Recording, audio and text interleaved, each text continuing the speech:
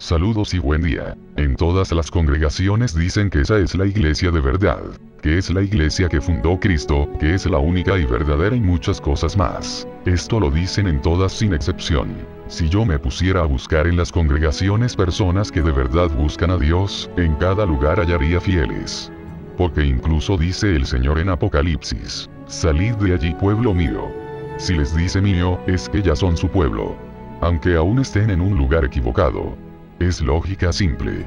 Primero que todo, quiero que tengan muy claro en sus corazones, que al lugar donde te congregas, no puede ser llamado iglesia. Puedo comprender que es normal que las llamen así, todo esto sucede por falta de conocimiento, lo que no puedo comprender, es que en esta era de conocimiento, donde el internet es accesible para casi todos, nadie lo use para crecer, pocos son los que investigan, aunque algunos investiguen tonterías. Están conformes con lo que creen saber. Con lo que les dicen allá todos los días, o cada domingo. No importa que les repitan siempre lo mismo durante todo el año, nadie cuestiona a sus dirigentes, si es que además de El Salvador se puede tener más dirigentes. Nadie busca realmente a Dios, repiten. Yo busco a Dios. Yo amo a Dios. Yo sí tengo a Dios. Lo publican en redes sociales y creen que con eso hacen mucho. El Creador está harto de palabrerías y nada de acciones. Pocos saben quién es Semiramis o Dagón. Pocos saben qué es un altar, y muchos solo abren una Biblia cuando asisten a estas congregaciones. Tan grande es el problema de la pereza y desamor por Dios, que aún a estas fechas le siguen llamando Jehová. Aún celebran Cuaresma, y todavía creen que Jesús nació en diciembre, y otros repiten que nació en abril porque lo dijeron en cierto lugar, aunque Lucas diga bien clara la fecha, y otros dicen que son el pueblo de Dios, pero no saben que su Dios es un hombre. Porque si los criticas, lo primero que dicen es, no se meta con Dios. Aunque uno ni lo haya mencionado. Manipulados por años de repetición, temen cuestionar lo que un hombre les dijo, torciendo los versos que hablan de cuando el pueblo murmuró contra Moisés, como si el caso fuera el mismo hoy día. ¿Cómo puede ser el mismo caso? Moisés hizo señales, todas las plagas de Egipto, pasaron el mar, comieron en el desierto, bebieron de una roca y dudaban aún así de Moisés, ¿cómo no los iba a castigar Dios? Si después de haber visto su gloria en el monte y todos haber aceptado sus condiciones, no demoraron en fallarle. Cuando Moisés dice, no murmuran contra mí, sino contra Dios. Es obviamente contra Dios, porque Él es quien hizo los milagros, no Moisés. No es con palabras, es con hechos que el hombre debe demostrar a Dios que lo ama. Cuando el hombre quiere a una mujer, indaga sobre ella, averigua qué le gusta, cuándo nació, cuál es su número. El espíritu no puede mentir. No lo puede evitar, hay cosas que se hacen con naturalidad si el sentimiento es verdadero. Retomando, la palabra iglesia, como muchas otras palabras, tiene su procedencia del griego. La palabra eclesia era usada para tocar temas políticos, y también para hablar de un mercado donde se comercia toda clase de productos. La política, como se sabe, se usa normalmente para engañar al pueblo, y en un mercado la idea es vender. Aunque, si nos fijamos en este último significado, iglesia es un buen nombre para un lugar donde comercian con la fe y se hacen millonarios con ella. Porque llenándose los bolsillos con diezmos y ofrendas, les alcanza para comprar mansiones en lugares caros, vehículos y toda clase de lujos, pero no les alcanza para hacerle bien al necesitado, pagar sueldo a los que laboran en ellas, regalar los himnarios o regalar Biblias. Estos hechos deberían bastar para comprender que esa congregación o iglesia no puede ser la verdadera. La inteligencia y la sabiduría son las cosas que Dios más observa en un hombre, y lo que más premia. Por eso mismo se dijo, Mateo 7 desde el verso 15, guardaos de los falsos profetas, que vienen a vosotros con vestidos de ovejas, pero por dentro son lobos rapaces. Por sus frutos los conoceréis. ¿Acaso se recogen uvas de los espinos, o higos de los abrojos? Así, todo buen árbol da buenos frutos, pero el árbol malo da frutos malos. No puede el buen árbol dar malos frutos, ni el árbol malo dar frutos buenos. ¿Cómo pueden decir? Esta es la iglesia de Dios. Pero es el hombre quien toma las decisiones. Le dicen al creyente, usted no puede imponer manos, no puede esto y no puede aquello, y a veces le impiden volver a entrar. Pero, ¿acaso no es Dios quien otorga los dones espirituales? Existe un ejemplo en la escritura, las cosas no están escritas porque sí. Tienen un propósito. Son ejemplos, espejos para los que las habrían de leer mucho tiempo después. Marcos 9:38. Maestro, hemos visto a uno que en tu nombre echaba fuera demonios, pero él no nos sigue. Y se lo prohibimos porque no nos seguía. Pero Jesús dijo, no se lo prohibáis, porque ninguno hay que haga milagro en mi nombre, que luego pueda decir mal de mí. Porque el que no es contra nosotros, por nosotros es. No puedo creer que teniendo a un maestro tan brillante y práctico, los hombres se sigan enredando en leyes hechas por sí mismos, leyes hechas solo para mitigar el fuego de otros. Leyes que se enfocan en el miedo de los creyentes para doblegarlos en pro de las necesidades de sus dirigentes. Estos dirigentes temen que sean independientes, que piensen por sí mismos, que al abrir sus ojos se vayan y los dejen sin sus diezmos y ofrendas, y otra clase de regalías que obtienen con las ventas que allí mismo se hacen. Algunos hombres han nacido para ser lumbreras, y ellos los apagan a patadas. Si el Señor dio ejemplo de misericordia y grandeza, ¿por qué cree el hombre que puede negar a otros laborar a Dios? ¿Por qué dejan que otro les predique? Lean ustedes mismos. Pues que testifican contra ustedes de que no tienen comprensión de lectura. Eso se quita leyendo. No tienen entendimiento. Recién nacidos que aún necesitan que les den leche, que dependen de otros para que les den sustento. El hombre necesita de padre y madre, solo en su infancia. Tu pastor manda a que saquen a otro y no le permitan la entrada. Tu pastor manda a que aquel no ministre con los dones de Dios. No puede ser la verdadera. Yo comprendo que asistan a una congregación o iglesia si saben nada. Pero, ¿quién hoy día no sabe que matar está mal? ¿Quién no sabe que no se debe robar? ¿Quién no sabe que está prohibido el adulterio? Necesitan realmente que les repitan lo mismo durante un año. Avancen. Busquen temas profundos. Pídanle a Dios que les muestre la verdad. Si no saben, escuchen a otro que ya sepa de algo, pero pongan todo en tela de juicio. Revisen si es verdad lo que dice, ahí tienen las escrituras, cualquiera puede acceder a ellas. ¿Qué ser tan vil es el hombre? En tiempos de la Inquisición, nadie podía leer las escrituras, y algunos murieron por leer solo fragmentos de pergamino. Luego el Creador permite que todos accedan a ellas, y hoy que lo pueden hacer no las tocan, ni para quitarles el polvo de encima. Además de lo comentado antes, existen muchos versos que muestran cómo reconocer si una congregación no es de Dios. Empecemos con sus dirigentes. Dicen ser profetas, pero no hablan con Dios. ¿No hace eso un profeta? Si se lee las escrituras, los profetas hablaban con Dios. Por eso lo conocían, y si el pueblo estaba yendo por mal camino lo reencaminaban, y si no creían se les daba una señal de convencimiento. Si son profetas, ¿por qué siguen llamando al Creador Jehová? Si ellos hablan con Dios. ¿No debió aclararles esto hace ya tiempo?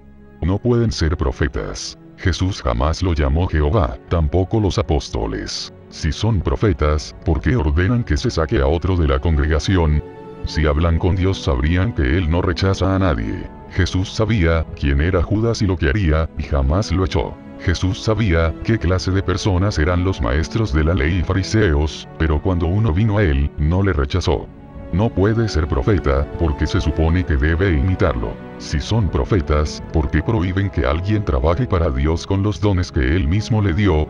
Jesús mismo permitió que quien no lo seguía echara demonios. No puede ser profeta, porque no se parece a Cristo. Son profetas, pero viven en la riqueza. Jesús dijo, el Hijo del Hombre no tiene dónde recostar la cabeza. También dijo, que entre los que nacen de mujer, no se ha levantado alguien más grande que Juan Bautista, y Juan no tenía posesiones, vivía en el desierto, como Elías. Proverbios 30:9. No me des pobreza ni riquezas. Manténme del pan necesario. No sea que me sacie, y te niegue, y diga, ¿quién es yo soy?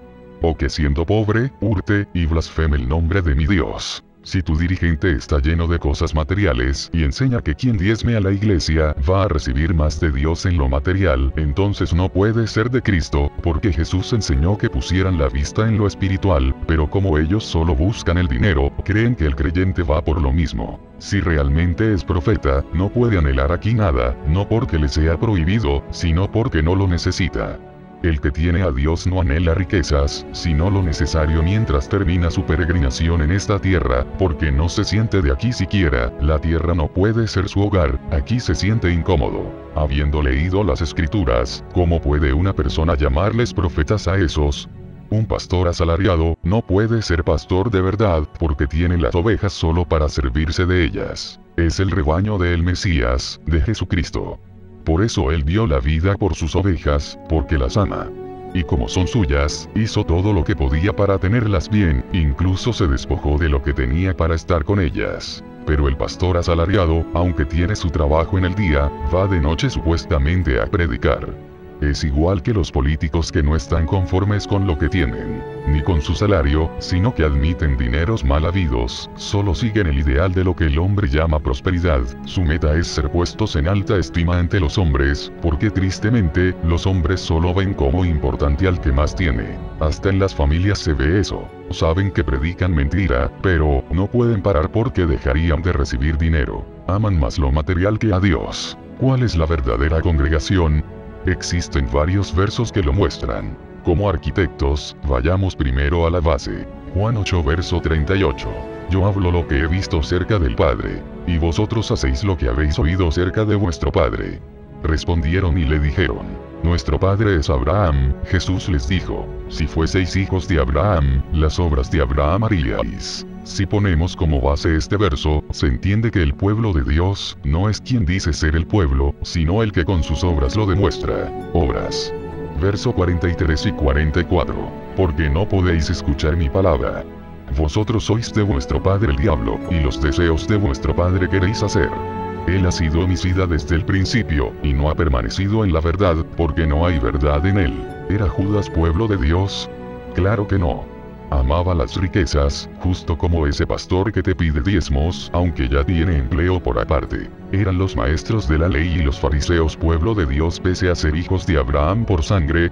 Jesús dijo que no, porque no veía su sangre, sino sus actos. El pueblo de Dios es el que conoce la naturaleza de su Padre y es uno con él en sus obras. El pueblo de Dios no está compuesto por pertenecer o asistir a una congregación, iglesia o templo, como lo quieran llamar. Primera de Corintios 3 desde el verso 16. ¿No sabéis que sois templo de Dios? Y que el Espíritu de Dios mora en vosotros. Si alguno destruyere el templo de Dios, Dios le destruirá a él. Porque el templo de Dios, el cual sois vosotros, santo es. Si el cuerpo del hombre hecho por Dios mismo, donde habita el Espíritu de Dios es el templo, porque esos mal llamados profetas le llaman templo a una construcción con 4 paredes. Si no saben algo tan simple, no pueden ser profetas. Hechos 17 versos 24 y 25. El Dios que hizo el mundo y todas las cosas que en él hay, siendo Señor del cielo y de la tierra, no habita en templos hechos por manos humanas, ni es honrado por manos de hombres, como si necesitase de algo. ¿Acaso se le olvidó a Dios decirles que eso no es un templo? Tremenda comunicación tienen con Dios. En estas congregaciones o iglesias, el pastor o profeta le llama altar al púlpito. Un altar físico según el Antiguo Testamento, es un lugar donde se hacen sacrificios para que mediante la sangre se alcance perdón y comunión con Dios. Y según el Nuevo Testamento es el corazón. Éxodo 20 verso 24. Altar de tierra harás para mí, y sacrificarás sobre él tus holocaustos y tus ofrendas de paz, tus ovejas y tus vacas. Verso 25. Y si me hicieres altar de piedras, no las labres de cantería. Porque si alzares herramientas sobre él, lo profanarás. No pueden llamarle altar a un lugar donde no se hacen sacrificios. Y que además ha sido fabricado con herramientas. Algunos usan el siguiente verso para defender su ignorancia. Éxodo 27, 1. Harás también un altar de madera de acacia de 5 codos de longitud, y de 5 codos de anchura. Será cuadrado el altar, y su altura de 3 codos. Pero este altar, fue ordenado a Moisés para que se situara en el tabernáculo. Y además debía tener cuernos. Pero si van a hacer esto, ¿no deberían hacer todo lo demás? Calderos, paletas y tazones. Fuentes de bronce para lavarse las manos por los sacrificios. Si en tu congregación usan esto, no puede ser la verdadera. Ni Jesús, ni los apóstoles la usaron, y si tu profeta manda hacer esto en la iglesia, no puede ser profeta. Para completar la ley dice, Éxodo 20, 26. No subirás por gradas a mi altar, para que tu desnudez no se descubra junto a él. Curioso que en estas congregaciones siempre hay gradas que ponen en alto el púlpito y a quien se sitúe allí. Esto se diseñó así desde hace muchos años en la iglesia católica, pero eran llamados zambones. Se diseñó así con el objetivo de crear en la psiquis del laico, la idea de que aquel que está de pie allá, es más grande e importante que los que están más abajo sentados. Todo esto lo heredaron algunas congregaciones que dicen ser la verdad. No es raro que Dios llame a la católica la madre de las prostitutas, porque las congregaciones heredaron muchas cosas de ella, y se prostituyeron igualmente. Si en tu congregación hay gradas para el pastor, entonces no puede ser la verdadera, porque así muestra su desnudez queriendo ser mayor que sus compañeros. Un auditorio debería ser así, si es que lo que se quiere es llegar a más oyentes. Porque la palabra viaja por el aire, y este tiende a subir. El verdadero nombre del libro de Apocalipsis debería ser Revelaciones, esa es su verdadera traducción, porque aquí se quita el velo a muchas cosas. Apocalipsis 2 verso 6. Pero tienes esto, que aborreces las obras de los Nicolaitas, las cuales yo también aborrezco. Apocalipsis 2, 15. Y también tienes a los que retienen la doctrina de los Nicolaitas, la que yo aborrezco. ¿Cuáles son esas obras nicolaitas? La palabra nicolaita proviene de la conjunción de dos palabras griegas, Nico que significa dominio o conquista sobre otros, y laos que significa pueblo, gente común, o laicos.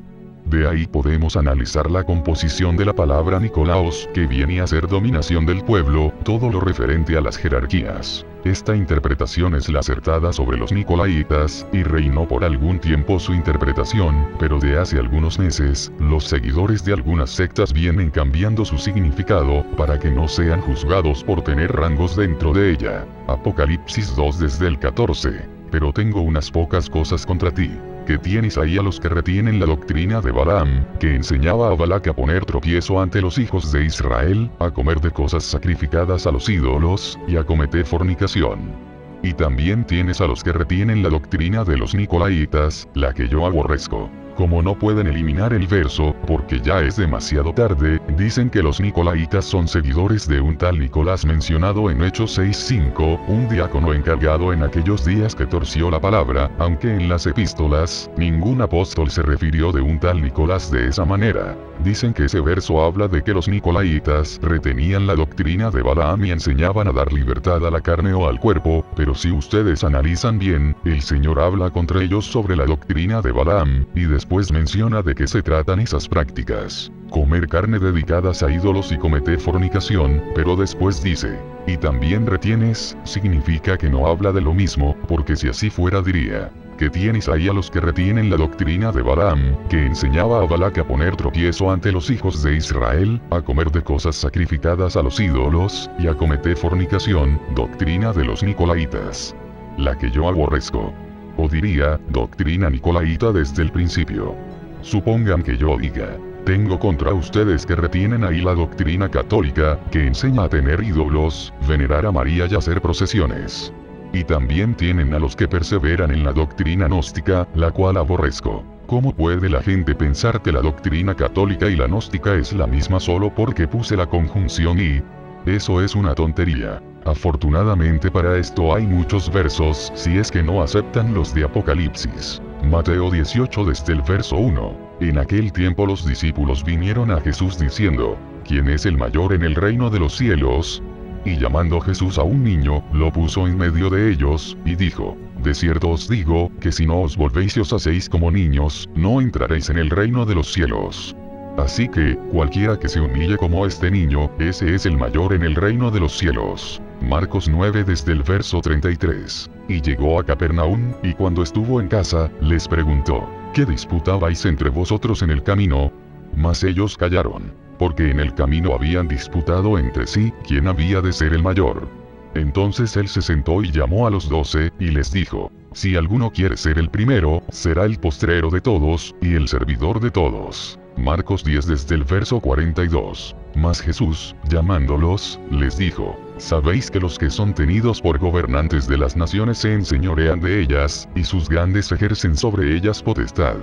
Pero no será así entre vosotros, sino que el que quiera hacerse grande entre vosotros será vuestro servidor, y el que de vosotros quiera ser el primero, será siervo de todos. Porque el Hijo del Hombre no vino para ser servido, sino para servir, y para dar su vida en rescate por muchos. ¿Ven cómo Jesús enseña que no debe haber jerarquías? Si en tu congregación o iglesia tienen jerarquías, entonces no puede ser la verdadera, y tu profeta no tiene ninguna comunicación con el Creador. Está más ciego que tú, y ambos caerán en un hoyo. Solo tenemos una cabeza y un solo Señor. No creas que el fundador de tu congregación es tu cabeza ni el que llamas profeta o pastor. Colosenses 1 versos 17 y 18. Y Él es antes de todas las cosas, y todas las cosas en Él subsisten. Y Él es la cabeza del cuerpo que es la iglesia. Juan 13 desde el 12. Así que, después que les hubo lavado los pies, tomó su manto, volvió a la mesa, y les dijo: ¿Sabéis lo que os he hecho? Vosotros me llamáis maestro, y señor, y decís bien, porque lo soy. Pues si yo, el Señor y el Maestro, he lavado vuestros pies, vosotros también debéis lavaros los pies los unos a los otros. Porque ejemplo os he dado, para que como yo os he hecho, vosotros también hagáis. El Señor dio muchos ejemplos para que fueran imitados. Hoy día, la gente no sirve a su prójimo, y con toda alevosía, con actitud inmisericordia, y hasta desprecio son tratados los creyentes. No todo lo que brilla es oro. Y no porque varios sigan una tendencia es que estén en lo correcto. Cuanto quisiera que las personas no dependieran de esas congregaciones, donde les muestran parte de la verdad, ocultan el resto y enseñan en mayor proporción solo las cosas que les conviene, por sus hechos los pueden conocer. No temas en dudar de esos dirigentes que se hacen llamar ministerio. La palabra ministerio se usa para hablar de un departamento o división del gobierno, y ellos no son sus gobernantes. Solo hay un Señor. La palabra debería ser servidores, pero en una congregación todos sirven, los que barren, los que acomodan, los que recogen, los que asean, porque le dan ese título solo a unos cuantos. La palabra griega minus, se refiere a pequeño, menor, menos. Minister, es sirviente. La palabra magis significa mayor. Pareciera que estos que se hacen llamar ministerio de Dios, no saben qué significa, y se creen magisterio. Otro ejemplo de que algunas cosas se pierden por su uso. Porque si alguien duda de ellos, si alguien los cuestiona, actúan como toros atormentados. Como una osa a la que han robado una cría, o un tigre al que han herido. Eso no es amor, ni es crecimiento, porque el que tiene sabiduría, el que ha envejecido realmente, comprende que quien tiene sed de conocimiento, todo lo pregunta, todo lo cuestiona. Sabe que el espíritu joven yerra por ignorancia. Nadie insulta a un niño por sacarle la lengua, eso se llama grandeza, entender a los demás desde un punto de vista más alto, mirándose como en un espejo. No fue puesto el hombre en Edén para que señoreara sobre los animales. ¿Cómo puede alguien que no controla su animal, controlar el de otros? ¿O cómo puede un niño liderar un centenar de bebés? Por la duda muchos dejaron de escuchar sermones, leyeron las escrituras por sí mismos, se dieron cuenta de algunos errores, y se alejaron de la católica. Gracias a eso estás en una congregación distinta, así que dudar del hombre no es pecado. Son solo hombres, no representan a Dios, Dios no te va a juzgar por no creer en ellos. Él te va a juzgar por no creer en la predicación de Cristo, la cual está escrita y es de fácil alcance. En el próximo tema, hablaré sobre la verdad del matrimonio. ¿Puede un hombre cualquiera, en estos tiempos, unir a dos personas en matrimonio? ¿Qué mensaje dejó el Creador en las Escrituras? Espero que el tema haya sido para crecimiento y no para contienda. Aunque comprendo que el hombre hace lazos con las cosas en las que cree pertenecer, si es hincha de un equipo se ofenderá si le hablan mal de él, si tiene un ídolo musical, no aceptará malas críticas, aunque ni el equipo, ni el ídolo, den un solo centavo por ellos, ni sepan de su existencia. El hombre vive en una ilusión de tenencia, esa es la realidad. Si estos temas te gustan y buscas la verdad, suscríbete para que estés al tanto de otros temas que pronto subiré. Compártelo con las personas que quieres, que gustan y buscan la verdad y la merecen, y así el evangelio llegará a todas partes con solo unos segundos de tu ayuda. Dale al like, pronto nos veremos de nuevo. Feliz día, y paz a todos.